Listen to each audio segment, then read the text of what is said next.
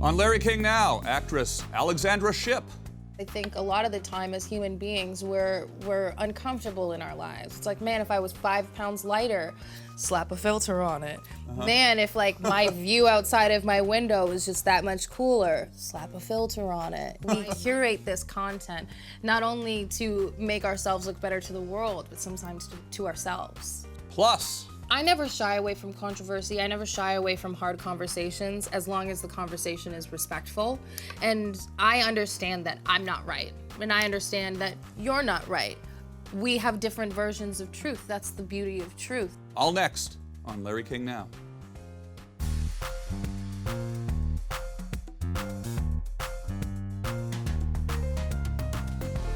Welcome to Larry King Now. I'm Tom Green, filling in for Larry today. Happy to welcome Alexandra Shipp to the show. Alexandra is known for playing the younger version of Storm in the Xmen series. She appeared in Xmen Apocalypse and recently in Dark Phoenix.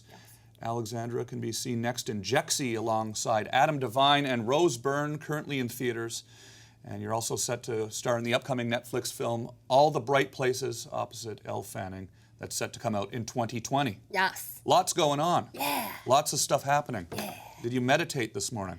I tried to. Yeah? I tried to, but then hair and makeup got there and I was like, I'll do it later. Yeah? Yeah. You do that, though, as a regular part of your routine? Do you? I try to. You know, I think it's hard. I grew up as, my mom was a Kundalini yoga teacher. So it's like growing up like super Catholic. And then once you move out and you're an adult, it's like, how do I make that work for me? How does that groundwork work for me? So I try and do it every morning. But if I don't get to it, I don't like beat myself up. You know, I'm just like, all right, get it in before bed. Or make sure that you're checking in with yourself. Meditation's really good to just be like, are you okay? Is it just because you're so busy? Does it get stressful when you're that busy? It does. It does. I use meditation, but I also use music to kind of help me through that. I play guitar and piano, and so like if I've had like an 18-hour day on set and I'm just buzzing and I know I need to get to bed and wake up early, it's nice to do something that still gives me an artistic outlet, but also is completely different from what I've been doing for the last 20 hours. I saw you playing guitar on the internet. Oh, yes. Yeah. Do you travel with your guitar? I do, yeah. I always have a guitar with me. I think it just helps. Is there an album in the works? You have an incredible voice. Are you gonna? Thank you. I'm pretty sure that I've been writing music since I was 14. So I have about 200 songs that are like written and finished that I've written myself.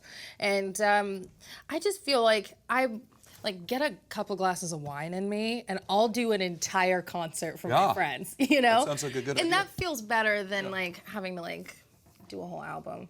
Yeah. Ain't nobody got time for that. So Jexy, it's currently out in theaters. Yes. This is a hilarious movie, but it's an interesting take on technology and smartphones and addiction to smartphones. Yeah. Are you addicted to your smartphone? I try not to be addicted to my smartphone, but I think it's hard because when you're your own boss, you have to answer emails and text messages, and also like I like receiving baby pictures from my friends. You know, I like seeing their lives on social media because I'm not home that often. So I think it does kind of help you stay connected, but it's also good to find things that like disconnect you from it, like Candy Crush. I will spend hours on Candy Crush. Okay. I love it. I'm just smashing, jelly crushing. I haven't done that one yet. Oh, it's addicting. I better That's stay a away real from that. addiction. I think you should. I'm addicted to otherwise- my Instagram.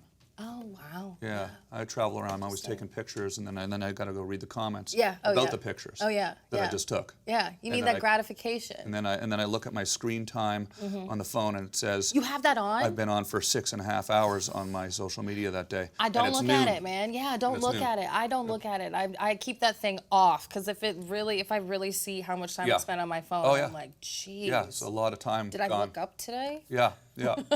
Adam Devine, who I know from the Workaholics, he's hilarious. So funny. He's the one who's addicted to his phone in the movie. Yes, in the movie. Yeah, I was like, maybe not in real life. Like whenever I see him, he's trying to like make someone laugh. But his character, most definitely, Phil is addicted. Like I think most people are when you're just trying to perpetuate a great life, because I think a lot of the time as human beings we're uncomfortable in our lives. It's like, man, if I was 5 pounds lighter, slap a filter on it. Man, if like my view outside of my window is just that much cooler, slap a filter on it. You know, we curate this content not only to make ourselves look better to the world, but sometimes to ourselves. So is the movie, is it a cautionary tale? Is it warning people that they need to put their phones down? What's it saying about our addiction to our phones? I think it's just holding a mirror up to ourselves and being like, girl, you about to go out like that, you know, like fix it. But also, like, I think that through comedy, we're allowed to laugh at ourselves, and we're not just laughing at Adam Devine's character. We're laughing at ourselves in moments where we're like, oh God, gotta send a dick pic, you know, or like little moments where you're like, I feel like I have to do something. There's so much anxiety around our cell phones, when in all actuality, that anxiety is within ourselves. Yeah. So I'm like pretty old. I remember not having I don't know about that, Tom. a cell phone. You know, I remember not having social media. Okay. I didn't get a cell phone until I was 28 years old. Wow. They didn't, Off the grid. They didn't have them, you know. Nice. But you do remember a time where you didn't have a cell phone? Or Oh, totally, you totally. Always had? No, I didn't have a cell phone for a long time, and I remember, you know, the little bricks that you would get. And my parents are divorced, so my brother and I, he's 3 years older than me, we got a cell phone. He was 16 and I was 13, and we shared it so that like we could call or text our dad whenever we wanted to. And we went to the same school, so it was like, Mom, where are you? You know, there's a sea of cars. And she's like, I'm back here. So it helped with communication. And then cameras got on phones. And that's when I think a lot of things really changed, is when I was in high school, late middle school is when like people wanted to see sexy pictures and feeling That's why that people follow me on Instagram. it's pure sex, Tom. Yeah. We're going to talk about that That's later. what people like to see from me. Yeah, it's aggressive. Okay, it's aggressive. But I remember being like, oh my God, this guy really likes me. I should take a picture and send it to him of me in my bra, or like feeling that anxiety of having to conform that maybe he would want me more if I kind of gave him a little taste. And I remember that part of first getting a cell phone is like having the camera on your phone and being like, I need to send some sort of picture. That sounds like not a good thing, like a lot of pressure. Yeah, but I mean, that's called being a woman, Tom. Let's be real. Like, we are always consistently trying to put pressure on ourselves because the outside world puts pressure on us to conform. And at that time, all my friends were like, yeah, just send them a picture in your bathing suit or your bra or whatever. Like, don't be a prude. And I think that we allow ourselves to conform to these things rather than being like, actually, like, I really don't want to do that. That's super not me. And that's phones. Phones just hold that, put a magnifying glass on those experiences and make us feel like we have to do these things. I posted a picture a couple months ago in a bathing suit, and I got like 40,000 likes. And I was like really excited for like the first 24 hours where I was like, whoa, like I think people like this. And then I was like, hold on, simple little thing. Why, and going into why I was happy with the amount of likes and shares and favorites. And I think that that's kind of like this movie Jexy, is that we get off on it. And the reality is that it's human. It's human to want to be wanted, to want to be liked or desired, or even just like someone wants to be my friend. That's kind of cool. Like, I was a weird kid. Someone wanting to be my friend is like, that's nice. I get a little codependent about it, you know?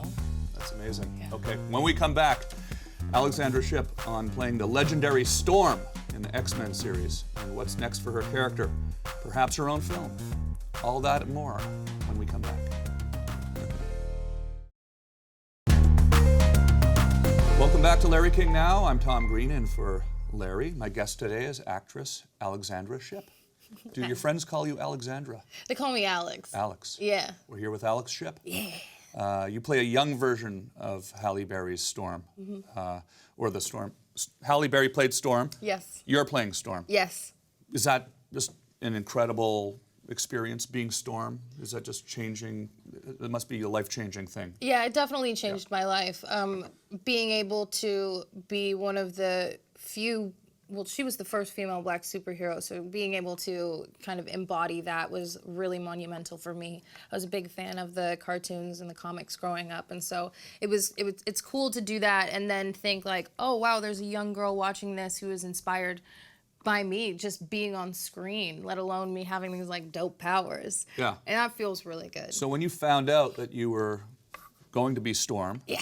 that must have been exciting, but probably a lot of pressure too. Like, how do you prepare for a role? People know the role already. Yeah. Now you've got to put your own spin on it, I guess. Yeah, you do your homework. Yeah. It's a real challenge because not only am I going off of comic books and cartoons, but I'm also going off of Halle Berry's previous performance. And for a while, when I was first doing my research and reading, I was like, man, like, how did Halle do it? I got to do it like Halle. Everyone's going to be expecting that.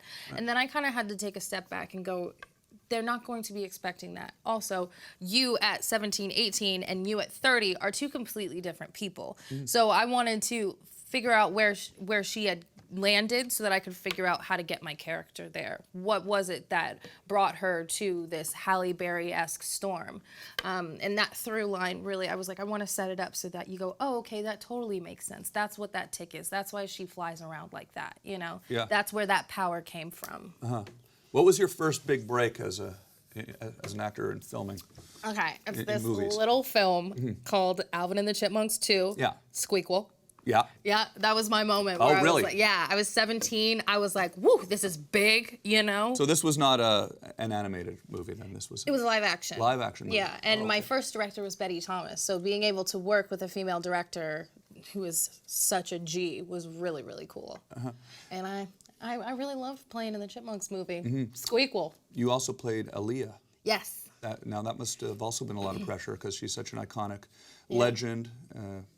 Tragically passed away, has such huge fans all around the world. Yes, 100%. And also there was a lot of controversy around the casting of that movie. And for me, you know, I never shy away from controversy. I never shy away from hard conversations as long as the conversation is respectful. And I understand that I'm not right. And I understand that you're not right.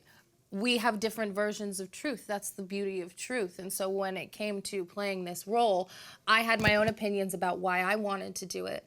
And I had been a part of the casting process since they had first put it out there that they were casting for Aaliyah, and I'm such a huge fan of hers, and I really wanted to play the role. So even though a lot of the world was like, you shouldn't be doing this, well, don't tell Alex she shouldn't do anything, because then she's gonna really do it. Yeah. Coming up, we play a round of If You Only Knew with Alexandra, and we'll find out the biggest risk she ever took, her proudest accomplishment, and what keeps her up at night.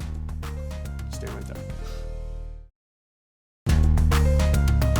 Welcome back to Larry King. I'm Tom Green, in for Larry. My guest today is actress Alexandra Shipp. Yeah. Alex. Can I call you Alex now? Yeah, go for it. Cool. Yeah. You grew up in Phoenix. Arizona, yeah. Hot state. Yeah. So how'd you end up making the move to Hollywood? I was always an actor. I like to make people laugh. So my mom put me in theater at 8. And being a single mom, she needed to do something with me during the summer, and my hand-eye coordination is really bad. So sports were really out of the question. And I loved putting on costumes and playing different characters. And I was always male and the comedic relief, which was kind of interesting about the roles that I would get in theater. Mm-hmm. I was like, she's just hella masculine, live her best life, honey. And it was fun. And then I went to an art school, Arizona School for the Arts, and I got a manager and an agent out here in LA. And then by the time I was 17, I auditioned for Squeakquel, and I was like, boom, this is it. This is the money. I'm going to be a famous actor. Uh-huh. Nailed it. Yeah, you were right. No, didn't work for about 5 or 6 years. Yeah. And it was really humbling, but I understood that. I don't think I could do anything else. Even if I did move home, I'd still be doing this. Yeah. We play a game called If You Only Knew. Just short answers to quick questions, okay? Okay. Biggest risk you ever took? I think my biggest risk that I ever took was moving to LA and thinking that I could actually be an actor. Paid off.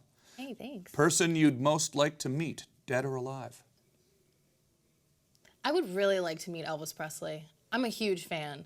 Plus, I have so many questions for him. Yeah. You know? What would you ask him? How does he really feel about black people? You know what I mean? Right. Yeah. Yeah, I think that's my number one. Because Yeah. every time I'm I love Elvis Presley, people are like, he might have been racist. And I'm like, I don't see it. But also, I'd like to ask him, look him dead in the eye. What keeps you up at night? I think the biggest thing that keeps me up at night is my family okay? Coming from a family dynamic with a single mom who is also a breast cancer survivor, I'm constantly like, is everyone good? Are we good? We good? We good? We good? And then like I'll fall asleep to, yeah, we're great. You know? A luxury you can't live without.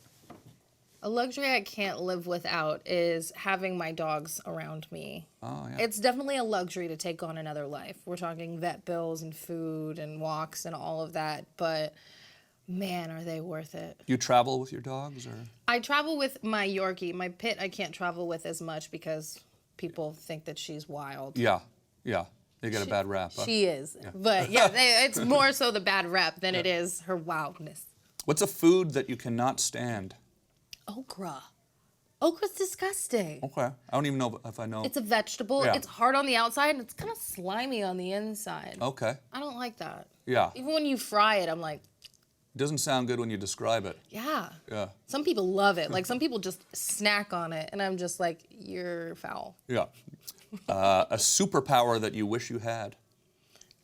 I've always wanted like telekinesis. That's when you can like lift inanimate objects and like tables and stuff. Oh, okay. I've always thought that that was really cool because then I'd just fly everywhere because I'd Yeah. lift myself Yeah. and my bags and my dog. Yeah. Flying's a big one. I think people would. I Yeah. think I would like. Would you that be able too. to fly with telekinesis though? I feel like you could. Like using your own telekinesis Yeah. on yourself. Yeah. I think. Yeah. I mean, you would probably definitely try that. At some Theoretically, point. yeah, right away. Something that we should be paying more attention to as a society. Definitely climate. Yeah. Definitely climate. I'm 28 and I've gotten to an age where I'm like, do I want kids? And then I'm like, if I did want kids, would I want them to be able to breathe? Yeah. You know, would I want them to be able to walk outside of their houses and not burst into flames? Yeah. You know, I think that's the hard part, and I know a lot of people my age are kind of feeling like that, where it's like this idea where I'd love to have like a mini-me just wild with curls everywhere, just going at it, but at the same time, I would want to leave them in a world in which they could actually live and have a good life, and I don't know if we can do that right now. Yeah. Are you making changes in your life for the climate? You Oh, not most using definitely. plastic straws or? Oh, most definitely. I am constantly on everyone in my life. Even when I'm on sets, I'm like, hey, I got some extra sides, where's recycling? You know, and it's hard when there isn't any recycling around because then you're just like, oh, what are we doing to the world, man? Yeah. It's scary. It is scary. What is your proudest accomplishment? Thus far, my proudest accomplishment, I feel like would be how I take care of my friends and family. I feel really good about that. I love them, and if they ever need me, I'm a phone call away. I can't always be physically present, but when you really love someone, whether it's a friend or family member or a significant other, like, you got to do it right. When they've earned that trust and they get that good stuff, you know.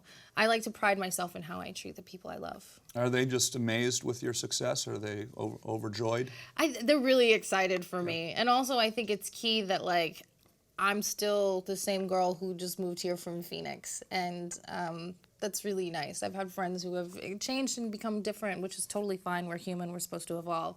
But I think that my friends really kind of appreciate that I don't drink my own Kool-Aid. What's a guilty pleasure of yours? Chocolate.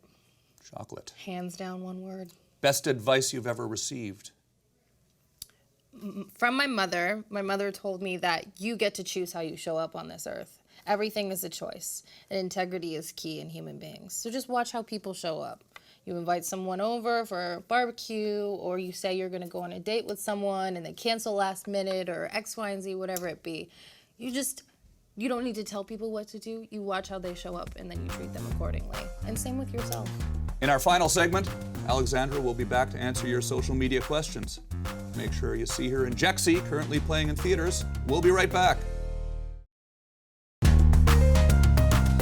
Welcome back to Larry King. I'm Tom Green, and for Larry, my guest today is actress Alexandra Shipp. And we have social media questions for you from social media. All right, lay 'em You on me. use social media. To a certain extent. Yeah. Yeah. I gram. Yeah. You're on the gram. Yeah. Okay. From at Dougal Pollux on Twitter asks, when did you know you wanted to be an actress? I knew from a very young age that I wanted to be an actress. I was always setting up my Beanie Babies and putting on little skits and writing monologues, and I like to entertain. I was always an entertainer. Jesse Marshall on the Larry King Now blog asks, are you confirmed to star in another X-Men film? Loved you in Dark Phoenix. Oh, thank you, Jexy. With this Fox-Disney merger, I think that it's all kind of up in the air. It would be great. It would be awesome. But at the same time, you know, I don't think that you can force something like that. It's a big production. It's a big movie. They're big movies, and so you can't really rush a couple $100 million on a film. Got such a great attitude. I mean, how do you get an attitude like that? I mean, it's... You get your ass kicked. Yeah. And then you change your tune. Yeah, that's amazing. Tyra Keene on the Larry King Now blog asks, you are a singer and an actress. Singer and an actress. What are you more passionate about?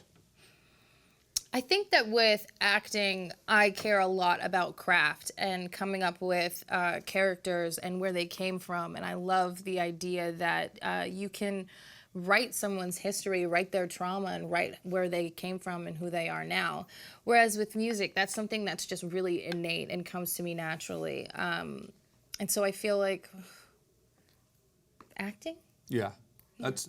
Music is your... It's my get out. It's my let go. That's something that is therapeutic, whereas as acting, I feel like I have more of a regimented craft and how I do things and how I like things. Have you recorded any of these 200 songs? Yeah, they're all in voice notes and on cassette tapes. But professionally in a studio with, you know, microphones and... No. Yeah? I know, I should do that. I should do that at some point. Yeah. For my synonymous invisible kids. Go record your 200 songs. You'll have 20 albums ready. Yeah, it'll take me like 15 minutes. It's quick. Yeah. Thank you so much for coming to talk to me today, Thank Alexandra. you. Thank you, Alexandra Shipp. You can see her in the film Jexy right now, alongside Adam Devine and Rose Byrne. It's in theaters right now. And look out for her in the upcoming Netflix film All the Bright Places, opposite Elle Fanning. That's set to come out in 2020. Thanks, Larry, for having me fill in for you today, and we'll see you all next time.